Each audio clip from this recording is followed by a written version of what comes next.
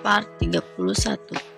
Di dalam mobil, Naira yang sudah masuk ke dalam mobil Tuan Kenzo merasakan hawa dingin dari pria yang duduk di sebelahnya itu. "Tuan, kenapa tiba-tiba Anda ada di sini?" tanya Naira dengan hati-hati. Dia tidak ingin membuat Tuan Kenzo marah lagi, karena jika Tuan Kenzo marah, ujung-ujungnya dia akan kena hukuman lagi. Gah banget kalau harus dicium paksa lagi, Naira bergumam dalam hatinya, memegang bibirnya yang sudah tidak perawan lagi. Tuan Kenzo hanya diam, melirik ke arah Naira yang sedang memegang bibirnya sendiri. "Dasar kau gadis bodoh, pasti dia takut aku cium lagi," gumam Kenzo dalam hati. "Tuan, ditanya kok diam saja, Tuan sakit ya?" Naira menatap ke arah Tuan Kenzo, namun yang ditanya hanya diam saja. Wajahnya saja yang tampan, tapi sayang, gagu. Naira keceplosan dan langsung menutup mulutnya dengan tangan. Gawat, dia ngerti arti gagu tidak ya? Naira menatap cemas ke arah Tuan Kenzo. "Gagu?" Kenzo mengerutkan keningnya. Cari tahu apa arti gagu. Kenzo berbicara menggunakan bahasa Itali agar Naira tidak mengerti. Dengan segera Jimmy membuka Mbah Google untuk mencari arti kata gagu. Naira yang mendengar Kenzo berbicara menggunakan bahasa asing dengan Jimmy hanya bisa diam karena Naira tidak mengerti apa yang dibicarakan oleh Tuan Kenzo. "Sir, non posso parlare," jawab Jimmy sambil menahan tawanya. Nyonya Naira berani sekali mengatakan kalau Tuan Kenzo tidak bisa berbicara. Berani sekali gadis bodoh itu mengatakan aku tidak bisa bicara, gumam Kenzo dalam hati, melirik tajam ke arah Naira.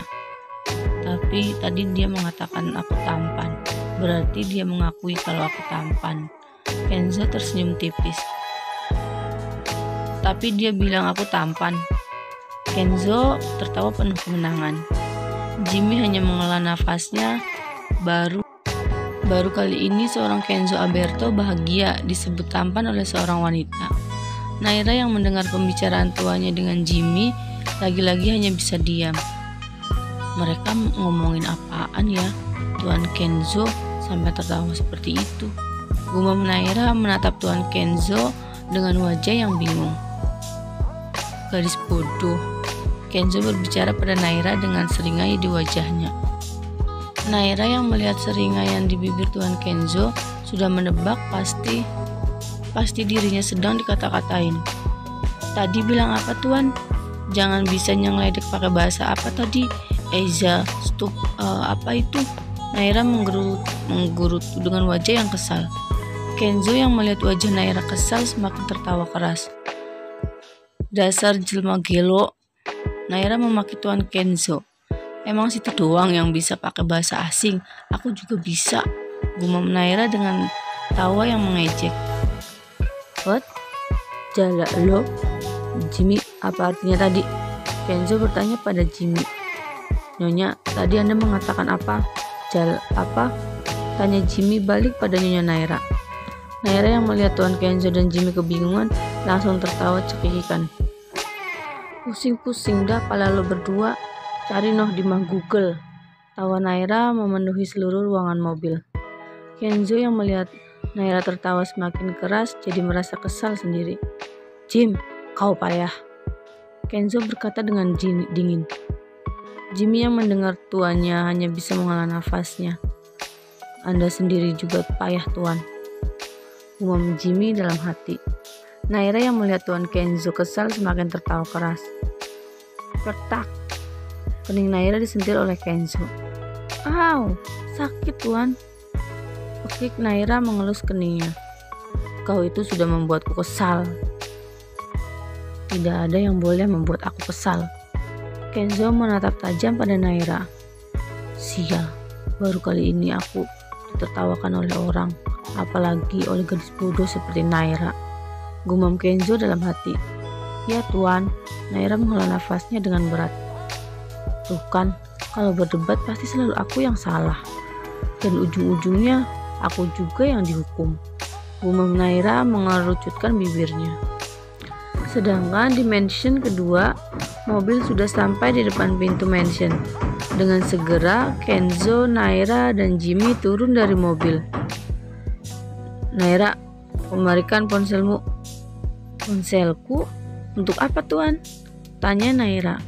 Kenzo diam saja, matanya menatap tajam pada Naira. "Ini, Tuan." Mau tidak mau, Naira menyerahkan ponselnya karena diintimidasi oleh tatapan si beruang kutub. Kenzo mengambil ponsel Naira lalu melemparkannya ke arah Jimmy. "Buang ponselnya." Kenzo langsung masuk ke dalam mansion. "Baik, Tuan." Jimmy mengambil ponsel milik Nyonya Naira dan menaruhnya di saku jas. Apa? Tunggu, kembalikan ponsel aku, Tuan Jimmy." Pinta Naira berusaha mengambil ponselnya. Namun gerakannya kalah cepat karena Jimmy sudah masuk ke dalam mobil tanpa memperdulikan Nyonya Naira. Dan Naira hanya bisa memandang mobil yang dikendari oleh Jimmy sudah menjauh dari mansion Tuan Kenzo. Dasar beruang kutub. Naira masuk ke dalam mansion mencari keberadaan Tuan Kenzo. "Tuan, tunggu!" Naira berlari kecil mengejar Tuan Kenzo yang sudah berjalan menaiki anak tangga. "Tuan!" Belum sempat Naira meneruskan perkataannya, Tuan Kenzo sudah menyodorkan sebuah kotak kepadanya. "Apa ini?" Naira membuka kotak tersebut. "Wah, ponselnya bagus sekali. Ini pasti mahal." Matanya berbinar-binar. "Pakai ponsel itu agar aku bisa menghubungimu." Kenzo berbicara dengan suara beratnya. "Ini untuk aku? Seriusan?" tanya Naira dengan senyum bahagia. "Tapi SIM card aku ada di ponsel yang kau berikan pada Jimmy," keluh Naira. "Di ponsel itu sudah ada nomor baru untukmu." Tapi Naira tidak meneruskan perkataannya saat melihat mata Tuan Kenzo yang menatapnya dengan tajam. "Lebih baik aku diam," Naira bergumam dalam hati. "Good girl." Kenzo tersenyum, lalu berjalan menuju bedroom. "Siapkan pakaian gantiku," teriak Kenzo dari dalam bedroom. "Sabar, Naira. Diam itu adalah emas." Naira mengusap-ngusap dadanya sambil melangkah ke lemari pakaian untuk menyiapkan pakaian ganti. Sambil menunggu Tuan Kenzo selesai membersihkan tubuhnya, Naira mengotak-atik ponsel barunya. Ia menekan tombol kontak dan hanya ada satu nama yang tertulis di situ. "My husband." "Ya ampun, my husband. Apa tidak salah?" gerutu Naira lalu mengubah nama itu menjadi beruang kutub. "Ini baru benar." Naira tertawa geli lalu berselfie ria dengan ponsel baru miliknya. Beberapa saat kemudian, "Bau apa ini? Wangi sekali." Saat Naira menengok ke belakang, menatap Tuan Kenzo yang berdiri dengan handuk di atas pinggang. Rambutnya basah dengan tubuh yang terlihat kekar, dengan otot six-pack di perutnya. Sungguh pemandangan yang bisa menggoda iman. Dan tanpa disadari, mulutnya sudah menganga dengan lebar. "Tutup mulutmu dan hapus air liurmu." Kenzo berjalan mengambil pakaian gantinya. Dengan cepat Naira langsung mengelap bibirnya. "Air liur apaan?" Naira yang kesal karena sudah dikerjai oleh Tuan Kenzo langsung bergegas masuk ke dalam bedroom. Naira hanya lebih memilih masuk ke dalam bedroom daripada melihat Tuan Kenzo yang berganti pakaian. Kenzo yang sudah mengganti pakaiannya langsung menuju tempat tidur dengan laptop di tangannya. Naira yang sudah selesai membersihkan tubuhnya berjalan keluar dengan menggunakan bathrobe. Wajahnya terkejut saat melihat Tuan Kenzo yang berada di atas tempat tidur.